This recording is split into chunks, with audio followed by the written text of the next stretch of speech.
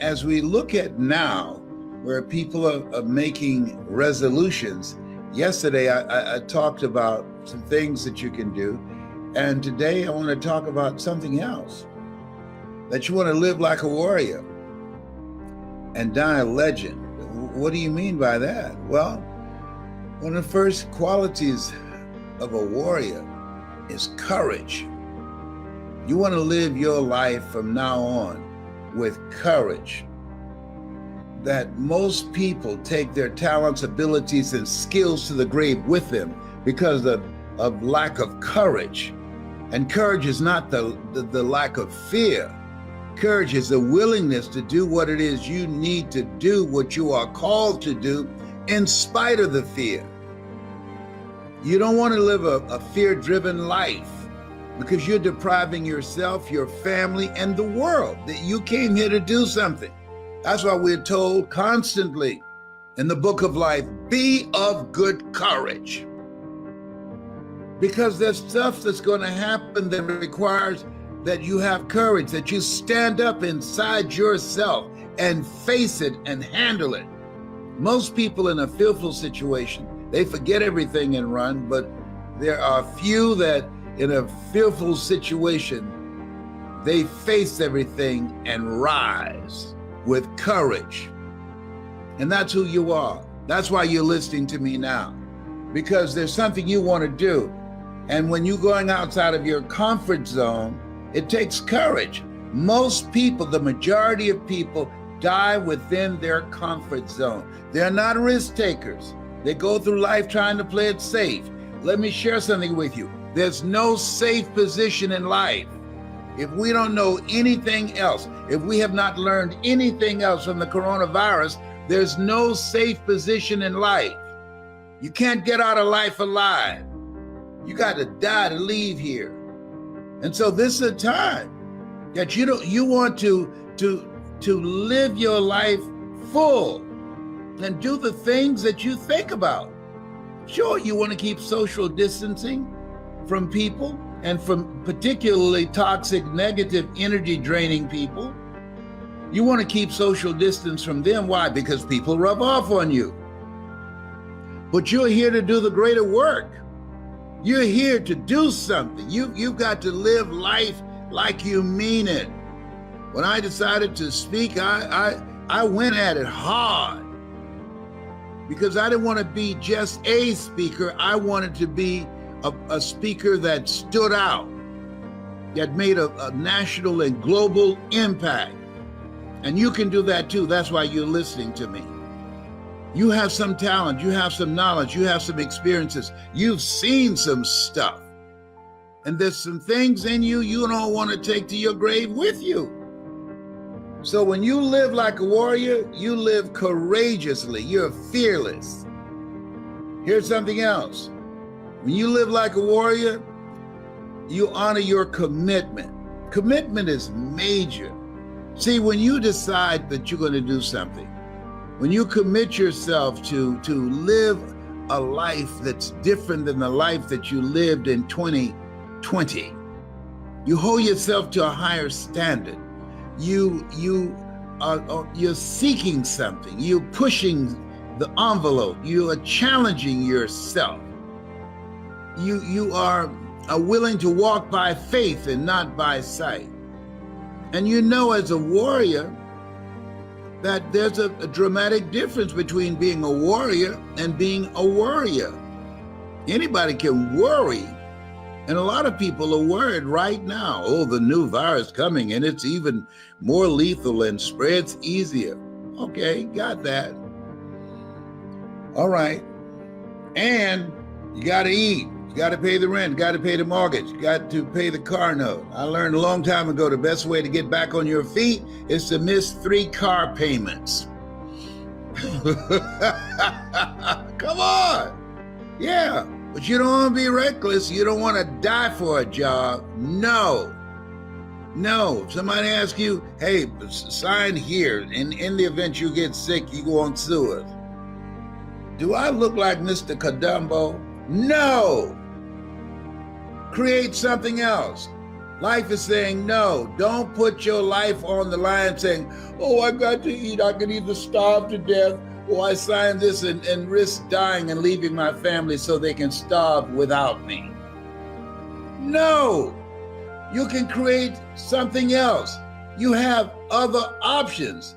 Don't be limited in your thinking. I did that for years. For years. Because I knew radio, I did it extremely well. And when I was fired, I was dumbfounded. What am I going to do now? Guess what? Learn something new. That's what. If you're willing to learn. See, most people aren't willing to learn. That's why I say, well, if I don't sign this agreement, my family will die. They'll just starve to death. Are you kidding me? Come on now. No. Don't sign anything that says that if you get sick, they're not liable, because they know that there's a high risk that you might get sick and they want you to be on your own. If you don't learn anything else, remember the name Herman Cain, who was sitting on the front row at a rally, proud, no mask. We got back to Atlanta, we had to go to the hospital. He said, no big deal. And now he's out of here 5 days later. They don't even mention his name. You talk about proud and involved on radio every day promoting the right. They don't mention his name as if he did not exist. Come on. This life is challenging us. In life, when you don't have enough courage or insight, intelligence, expanded vision, that you have outgrown a situation and it's time to move on, life moves on you. I'd outgrown radio. And now I can come on anytime I want and you can see me too. So you got to put your foot down. You got to get an attitude. Because, see, we're all basically the same. We're all basically the same. The only thing that separates us are our habits. I wanted something different for myself. I wanted something different for my mother. I did not want my mother working once I turned 18. So I made a commitment that I was going to generate enough money with my voice, with my story, in radio and then in speaking, to take care of my mother. You've got some talent. You've got something in you. There's a reason that God chose you out of 400 million sperm. You think you're just here to work on a job, pay the bills, keep a roof over your head, a car note, and then die? Come on, give me a break. No, you're here to do the greater work. You know it's true. You can deny it if you want to. I don't know how low your consciousness is. I know some people, no matter what I say, they're not going to hear me. The state of consciousness they're in, this message is not for everybody. That's why Jesus said, he who has ear, let him hear. Let her hear. And the people that can hear me, if you can hear me in your heart, not in your ear, I'm not challenging you and your hearing aid. No, I'm saying what's in your heart. Where your heart is, there your treasure is also. When you live like a warrior, you are vigilant, you are courageous, you take initiative, you're ambitious, you have an expanded vision of yourself. You're going to take some chances on you. You're going to bet on you. You don't settle for any and everything when you're a warrior. And you got to be in fight mode. You got to be ready to fight. Life is a fight for territory. And once you stop fighting for what you want, what you don't want will automatically take over. I'm talking to you right now. I have some challenging pain in my body. But I had to fight to rise above that to come in here and talk to you now. I'm not going to let that stop me. I'm supposed to speak. I'm supposed to motivate and inspire people at a time that we need it now more than ever in the history of this country since we've been alive. And so, courage. Work on it. Raise the bar on yourself. Challenge yourself. Decide you're not going to be the same person in 2021 that you were in 2020. And the other thing is, and this is major, consistency. When I decided to be a speaker, I disciplined myself to memorize a minimum of 3 to 5 quotes every day. I didn't have any speaking engagements. The phone was not ringing to, hey, we'd like to book Les Brown. I was preparing myself. I want you as we, in this second day of 2021, just expect things to be great for you. Expect them to be great because you're going to show up differently. You're going to be consistent. You're going to do the things that you need to do that other people won't do. You want to be a perpetual optimist.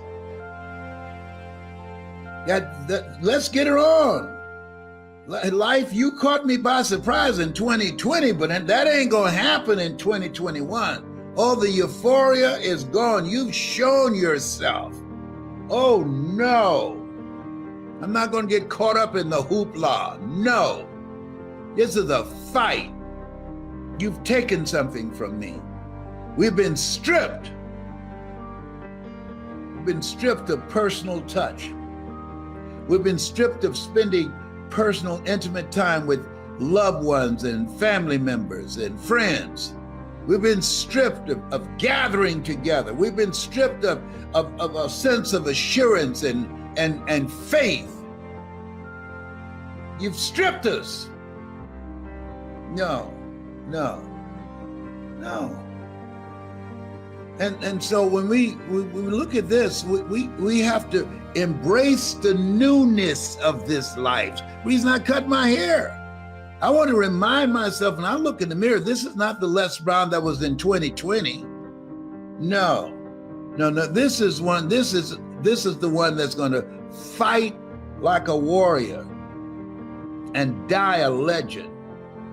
I want you to have the mindset that you're going to make a greater impact. I want you to have the mindset that you're going to bring your family together. I want you to have the mindset that you're going to work on yourself. I want you to have the mindset that you're going to improve your health. I want you to have the mindset that you're going to create wealth. I want you to have the mindset that you're going to live an expanded vision of yourself, and you're going to go all in. All you can do is all you can do, and all you can do is enough. But make sure you do all you can do. A.L. Williams, come on now. You got to get fired up as you do at a football game or a basketball game, or you start doing a little dance in church when they start strumming the organ. Yeah, no. You want to be fired up thinking and being creative. That's how you want to get your shout on. And creating more wealth to protect yourself and to insulate yourself from the ugliness and from the poverty and from the pain that so many people are expressing.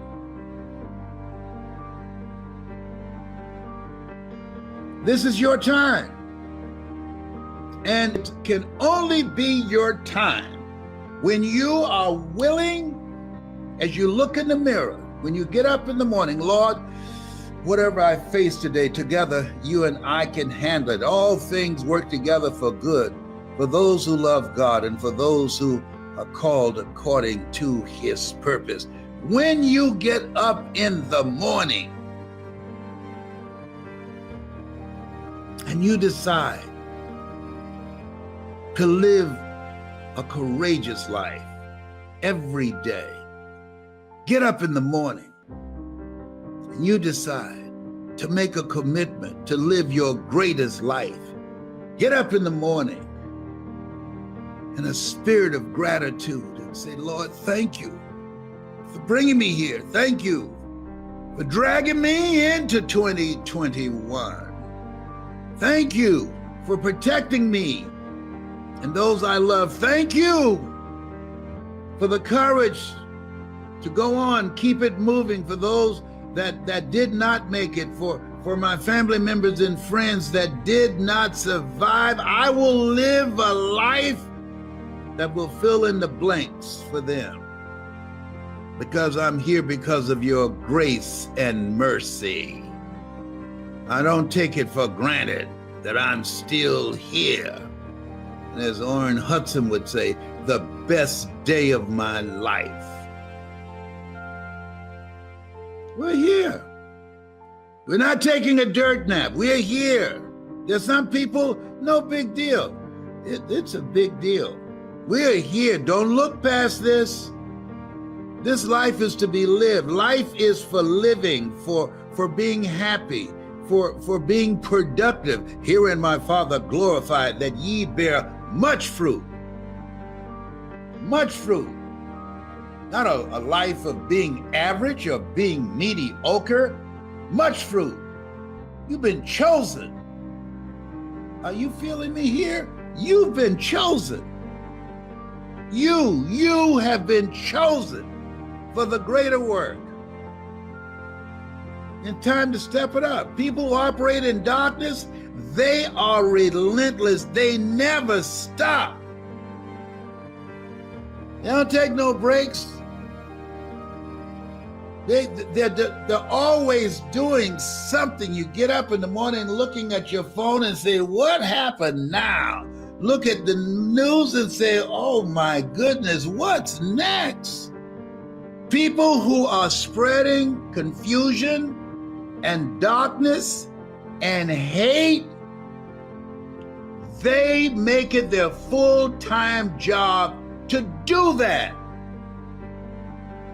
And we have to make it our full-time job to fight back.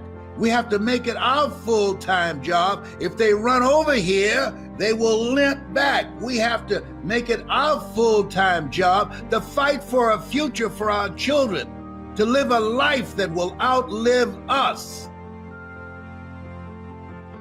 Sometimes you got to be like Jesus was when he went in there and the disciples were drinking and playing bid whist. What? Y'all about to make me cuss up in there. Get out of here. Come on. Oh yeah.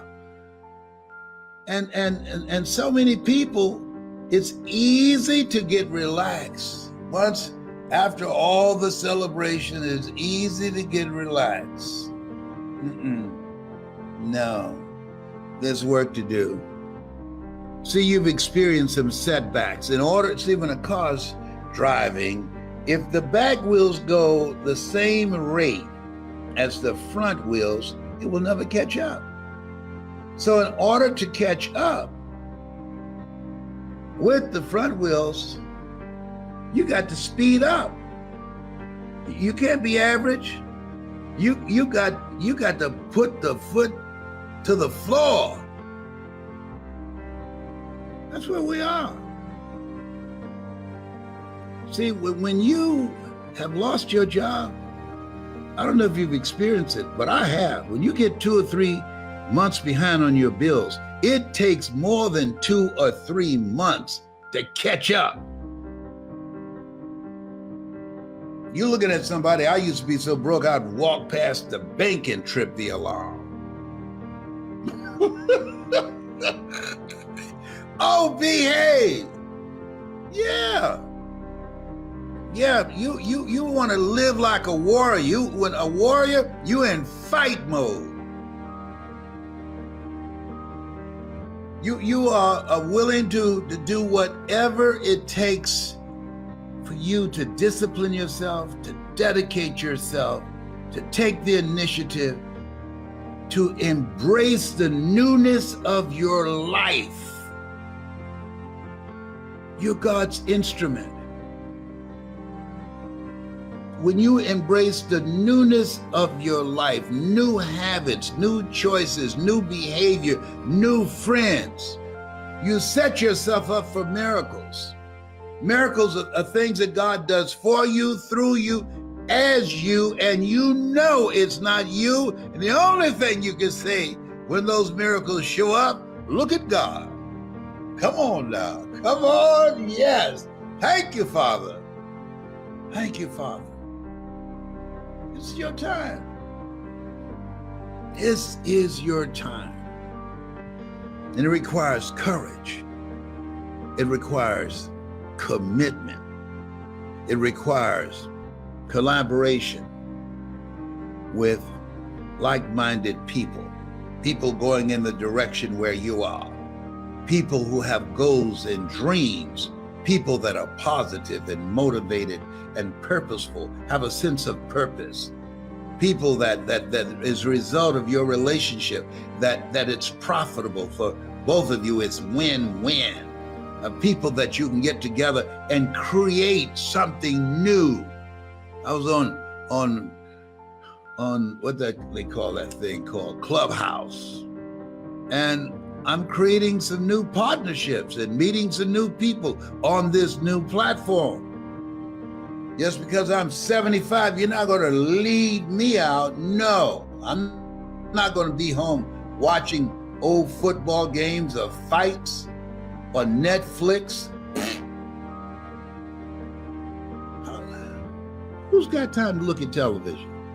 Viewership should be lower than it's ever been before, because people should be learning things, but don't worry about them. No, don't. That's none of your business. You don't be, oh, you need to be learning stuff. Shut up. It's none of your business what people do with their lives. And don't listen to them when they tell you, oh, you're just wasting your time. Then you take on their lifestyle. And then you begin to live the life that they're living. And if that works for you, then do it. Now, this road that I'm talking about, the road to life, is straight and narrow. In other words, it's lonely. Everybody won't take that road. It's challenging. Everybody won't take that road. It requires discipline. Everybody won't take that road. It requires perseverance. Everybody won't take that road. It's a mindset. It's not over until I win. You're willing to pay the price. In Michael's book, he has a book called Average Sucks. And he's a great speaker, and he's a trainer, and he's a coach, and he's really good at many things. And in the book, he talks about food, and I was using this as a metaphor towards real, sincereness versus faking it, right? Yeah. And so the way he talks about food is there's food that is addiction, which would be donuts and sugar and fat and just like unhealthy food. The second would be entertainment, which is what most restaurants would be. And then there's nutrition. And I look at people that way too. There's speakers and there's coaches and there's marketers that are, they're not good. I mean, talkers. It tastes good, but it's, it's kind of like a shit cake. May I ask you a question, please? Yes. Do you mind? Go ahead. Your book is entitled, what's your first name? Average Sucks, Michael Burnoff. Michael? Yeah. You said average sucks. Yep, not sex, sucks, yeah. Sometimes people... I will be praying for you, Michael. All right. Michael, I want to ask you a question. Yeah. When you go back and look at your life, you're 4 or 5, who's somebody that you admired that really impacted how you see yourself? How I see myself? Yes, somebody that you saw, that you admired, that you said, wow, they made you feel safe, made you feel good. And because of their character, because of how they treated you, because of their example, they influenced you in becoming the person that you are now? Who's that person? I've had a ton of them, I would No, say. I'm talking about when you're around 5 or 6. You 5 or 6 years old? Yeah. Who was the closest person? Your reference group. Literally I was at a family event, and there was a cousin. It was a one-time meeting. It was a cousin. He came in for a funeral and literally just said something to me. He said, "You don't have to always listen to everything your parents say. You can be anything that you want to be." And I remember hearing this at a weird age. He's about 8 years older than me. And he said this to me, and I remember those words to this day. I had a couple interactions with this gentleman. Okay, hold just a minute. Yep. Pump your brakes. Now I want you to listen to the difference. Ladies and gentlemen, I want you to shake someone's hand on your right and left and say, "You can be anything you want to be." Do that right now, please. That's good. You can be anything you want to be. That's good.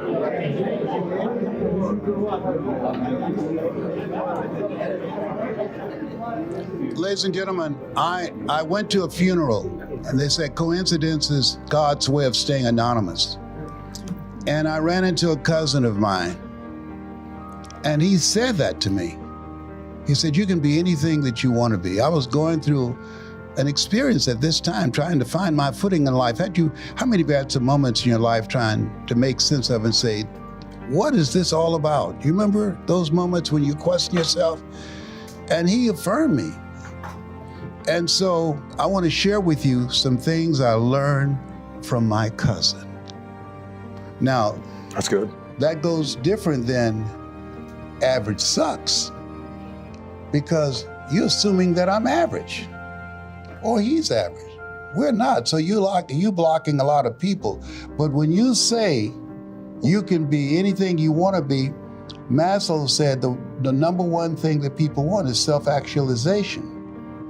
So now you're affirming people, and things I learned from my cousin, you now are in that category. People go online to find out information. How did you get to where you are?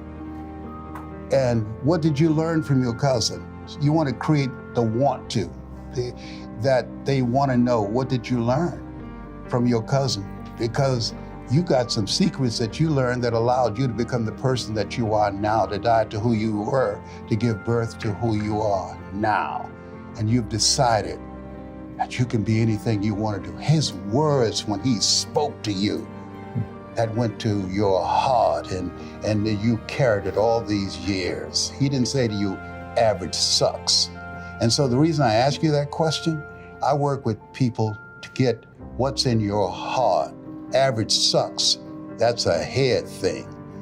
You can be anything you want to be. People need to know that in the face of the pandemic, in the face of artificial intelligence, in the face of the statistics that over 350 million people that will be unemployed because of artificial intelligence, you'll say you can be anything you want to be. I'm not saying that there will be 350 million people who will lose their jobs. My cousin taught me that 350 million people didn't lose their jobs. 300 million people have been freed up so they can become entrepreneurs to control their own destiny. It was said by one philosopher that things may happen to you and things may happen around you, but the things that really count are the things that happen in you. You can do anything you want to do. You can create your own economy. This is a new place of accelerated change, overwhelming complexity, and tremendous competition. You've got greatness in you. Greater is he that's in you than he that's in the world. My cousin was right, and because of those words he spoke to me, I redefined myself. Because of what he said to me, my life was never the same again. Because of what my cousin said to me, I decided to become an ambassador in life and encourage people to pursue their dreams rather than live their fears. Solid.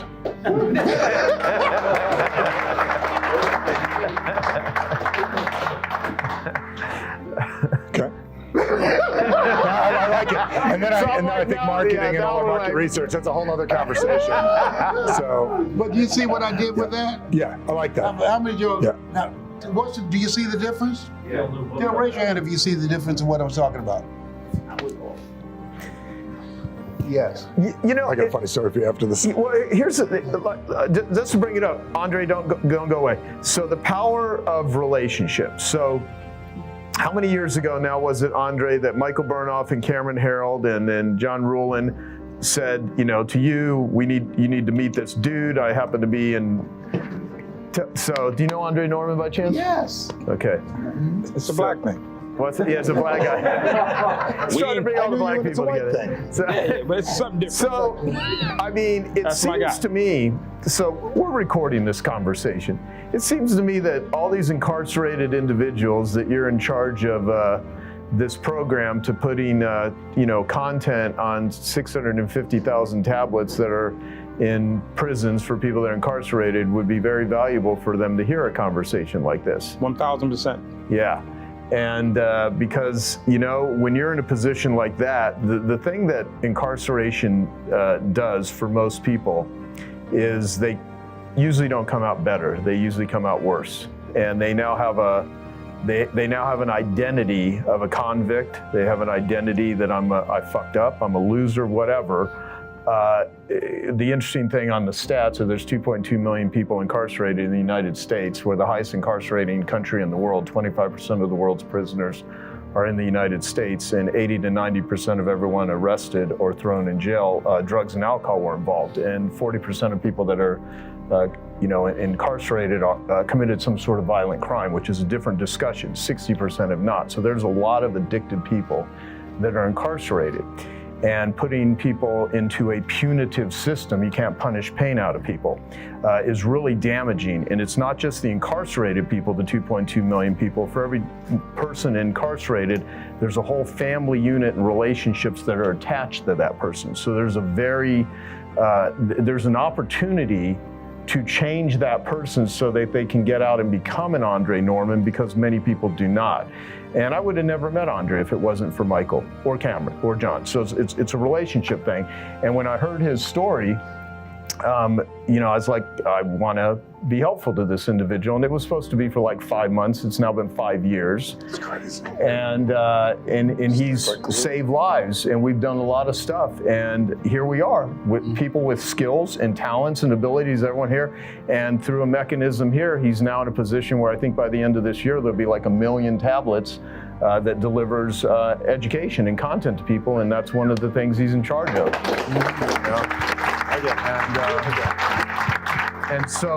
And he's an incredible speaker. If he would have not at some point figured out, I want to go and address people, I want to teach them, you don't have to go down the path I did. It is all through speaking. Just like Joel Weldon. I mean, speaking is the vehicle. It is the mechanism to getting messages and inspiration out to people. And you can make a lot of money doing it. But that conversation you have with my friend Rick is worth a lot. That guy is a multimillionaire. He is rich as hell. It wasn't about money. It was about what it did for his mindset, And so the ability to speak and influence and persuade goes way beyond a business. I mean, it's what you can either, Hitler was a powerful orator. It's what you do with it that makes a difference. Hitler is doing something we're witnessing now. People who have great presentation skills are able to create an experience. It's one thing to speak and people hear you. It's something else when you speak, people feel you.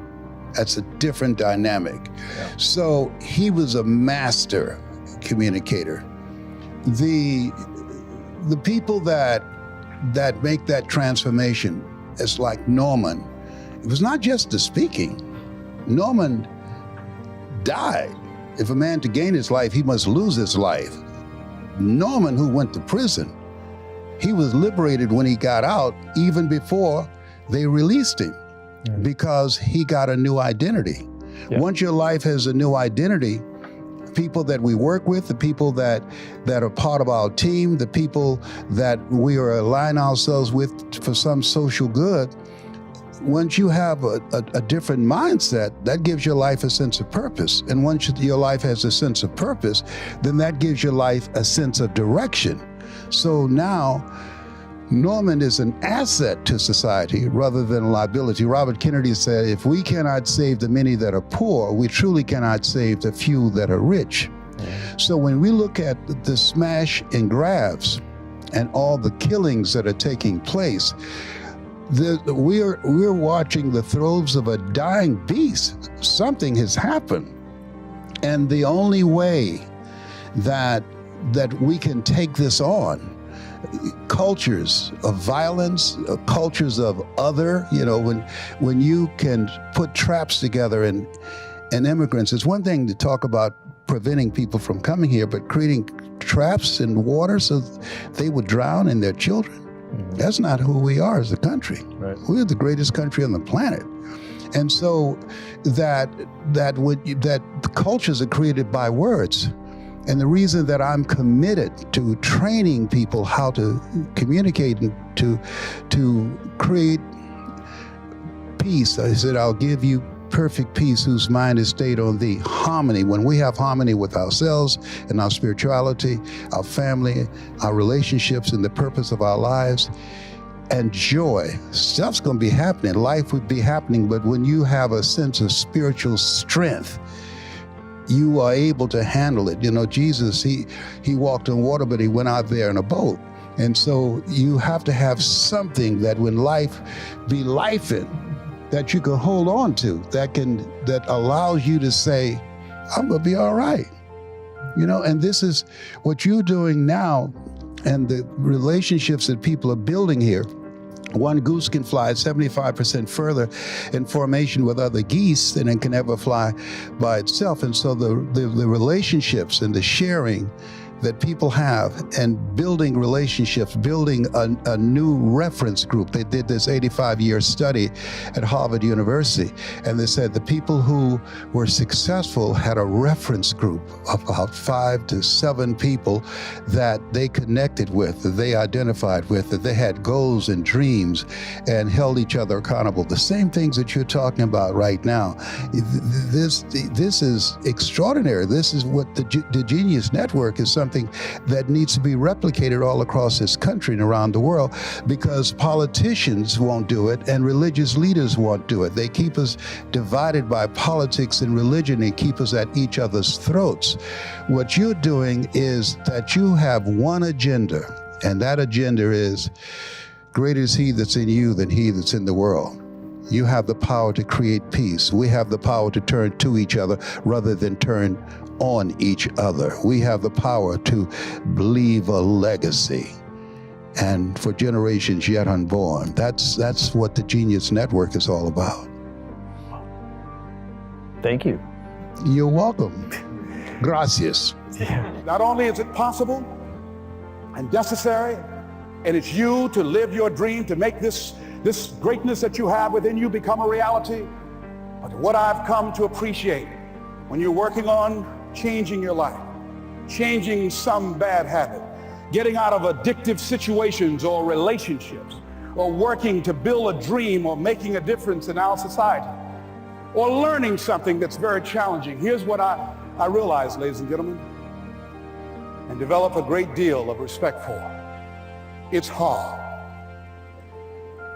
Easy is not an option.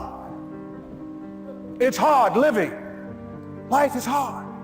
See, it's hard when you are 49 years old, been working on a job for 17 years, and they come in and tell you you're finished and give you 1 week severance pay. And you got to start all over again. It's hard when you're married and raising children, and your children are crawling, and your husband dies unexpectedly. It's hard handling just the tragedies of life. It's hard when you're working on something and you put everything you have in it, and it doesn't work out. You lose your money and other people's money. It's hard. It was rough when I lost my job, and I could not find a job. It was humiliating and embarrassing, borrowing money, and then I couldn't pay the money back when I told them I would. That's rough. How people look at you, how they respond to you. It's very hard. It's humiliating. Here's what I discovered that happens to you in life, that you will go through things, and while you're going through them, you can't understand why it's happening to you. But after you go through it, you get back and you look at it and you say, oh, now I understand why I needed that lesson.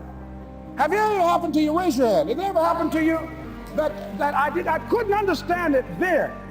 But after I got through it, then I saw that that was preparing me for bigger and better things.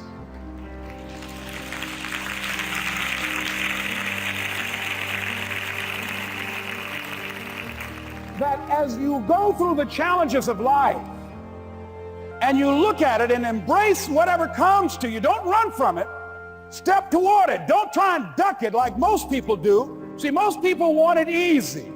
See, easy come, easy what? Easy go.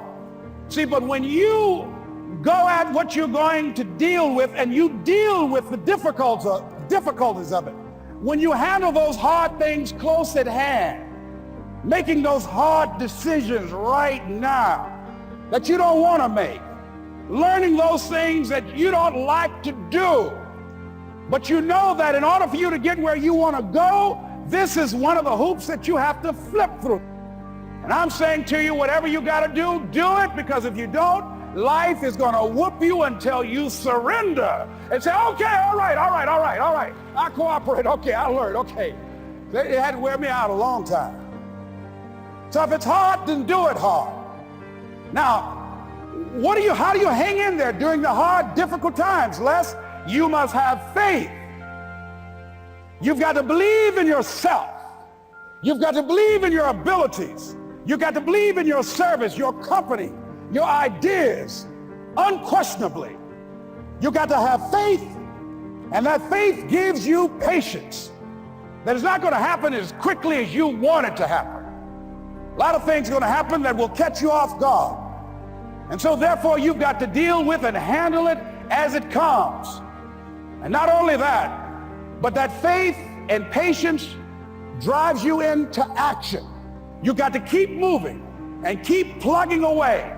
I can see people coming out talking to a guy out there watering and fertilizing the ground that's not showing anything. Hey, what you doing? You've been out here a long time, man. And the conversation in the neighborhood is, you growing a Chinese bamboo tree, is that right? Yeah, that's right. Well, even Ray Charles and Stevie Wonder can see ain't nothing showing. You know that's how people are gonna do you? So how long you been working on this? How long have you been working on your dreams? And you have nothing to show. This is all you got to show? People are gonna do that to you. And some people, ladies and gentlemen, they stop. Because they don't see instant results. It doesn't happen quickly. They stop. Oh, no. You got to keep on watering your dream. And when it began to happen, they stopped laughing. They said, look, whoa, look here. Look how, hey man, you know, I know you can do it. Look here, you got a job here?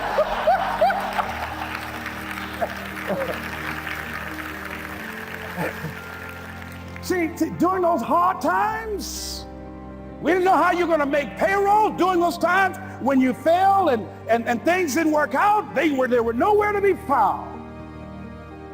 But you know what I discovered? When you're working at your dream, somebody said the harder the battle, the sweeter the victory. Oh, it's sweet to you. It's good to you. Why? See, when it's hard and there's a struggle, see, what you become in the process is more important than the dream. That's far more important. The kind of person you become, the character that you build, the courage that you develop, the faith that you're manifesting. Oh, it's something that you get up in the morning, you look yourself in the mirror, you're a different kind of person. You walk with a different kind of spirit. And people know that you know what life is, that you have embraced life. You knew it was hard, but you did it hard.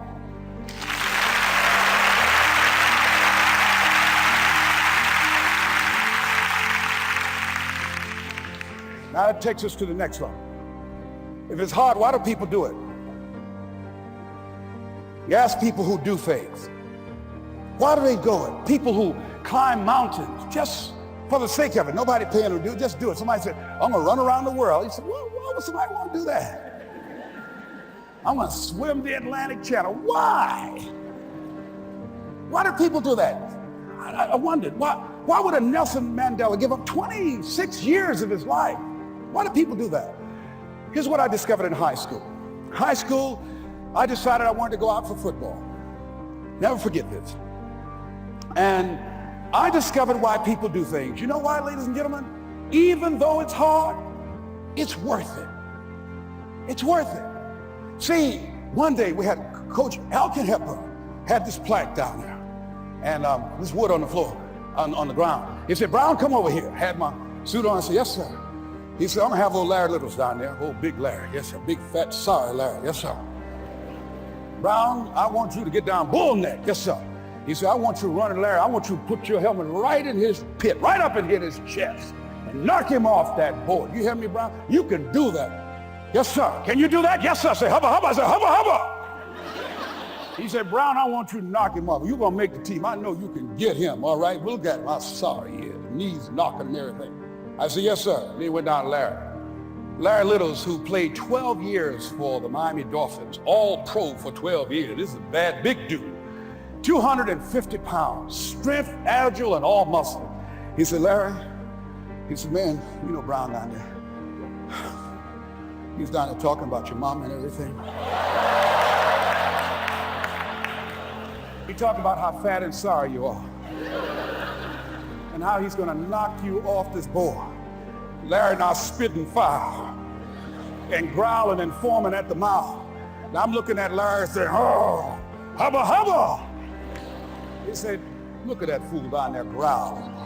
He told me he's gonna scare you that you're gonna leave. Are you gonna leave? No, coach, I ain't gonna leave. Go down there and knock him out the park. Boy, coach got back, he winked at me. Go get him, Brown. I went hard. I ran into Larry with my helmet. Larry said, boom. I don't know where I landed. When they woke me up, I said, can y'all take this helmet off me for a minute? I said, y'all got any more positions out here? They said, like where? I said, don't y'all need an announcer? I said, Brian, where you going? I was crying. They said, man, some girls over there. I said, I don't care, man, I'm hurt. So that fool almost killed me, man. He said, Brian, you quit, man? I said, yeah. I said, what? I said, it ain't worth it, man. No, it ain't worth it. Y'all go ahead. Y'all crazy. I'll be your announcer, man. I was calling the game. I was up there in the booth. Called good games, too, because the pain wasn't worth it to me. And I'm saying to you, you know why people do what they do? The people who go after their stuff, what makes it worth it? It's got to be your passion. You got to love it, ladies and gentlemen. You got to love it. It's got to be what you are supposed to do. You want to sing, and even though they want to invite you to Carnegie Hall, you're going to sing to anybody that listen to you, including singing to yourself. I used to talk to my plants when nobody else would listen to me. You got to write, even if no one published your book, write, because that was given to you to do. You do what it is you're supposed to. You're supposed to build something. You're supposed to create something. I don't know how to do it. Learn. Do whatever is required. Just go out there. It's possible you can get what you want. It's necessary. If you want it, you got to go into action. You got to be willing to experiment. You got to be willing to fail and to succeed. You got to be willing to form and develop new relationships. It's you, it's on you. You got to make that happen. Nobody's going to bring it to you on a silver platter and say, here's your dream manifested. No, it's hard. Yes, it's hard.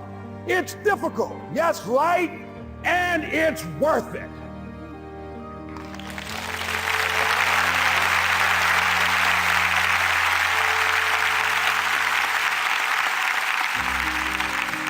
People ask, hey man, these kids, man, it's rough dealing with them. That's right. That's right. You think peer pressure happened overnight? We went through peer pressure. I remember as a kid, some guys said, hey Les, me and another fellow named Willie Lower, we were going home. Hey man, we're going down to Gould's, man, and knock off a grocery store. I said, look here, I don't want no part of that. I'll see y'all later. Say, y'all chicken. I said, that's all right, you say whatever you want. Low star. I'm not chicken, man. Don't call me chicken. Then why don't you come? We didn't even ask you to come into place, man. All you do is just drive the car, that's all. I don't know how to drive that good. Well, we're trying to get Les to come. He's chicken. Hey, I'm not driving nothing, all right? Willie, don't care about what they say, man. Leave him alone. You want to go do it? You find somebody else to drive or you drive yourself. Come on, Willie, man, pull him, he stopped. I ain't chicken. All I gotta do is drive? Yeah, I say, Willie, that sounds simple, man. Don't go, man. He went. And the next day we read the newspaper where when they robbed the store, when they came out running to a car, the merchant, the man who owned the store, came out just shooting wildly, and he hit the driver in the head. So peer pressure didn't just start in the 90s or the 80s. It's difficult and it's challenging for kids right now. And it's going to take some easy, simple methods to help bring them out of this madness, this insanity? No. Is it hard? Yes. Let's look at what we've been doing. What has worked? What has not worked? Let's look at where we want to go. What is it that we want to produce? What is it that we want to create for our young people? And as we think about that, start experimenting with different methods and techniques to create and to produce that. And begin to believe that it's possible through our commitment, through our vision, through our determination, our relentlessness. Because of our belief, it's possible that we can reduce the teenage homicide rate, the teenage pregnancy rate, the dropout rate, that it's possible, looking at what kind of world are they going to be in. As we look at the global economy, that as we begin to use our collective will and genius and resources, it's possible that we can create an educational system that not only will test their minds with information and facts and figures, but will teach them how to think and be creative. And what does it mean to be a human being and to value human life? And how do you make relationships work? How do you bounce back from adversity? It's possible that we can give them a curriculum that will give their lives a sense of purpose and direction and meaning, and teach them how to begin to know and operate on a higher level of being, where they become assets to our society rather than liabilities. What if we leave here with that kind of consciousness that it's possible, as opposed to saying we have to write this generation off, that it's possible that we were born for such a time as this and that, that maybe someone here has the idea or the method or some plan of action or an approach that can resolve many of the problems that we're facing with young people today. Whatever we have to do to save our children, it's worth it.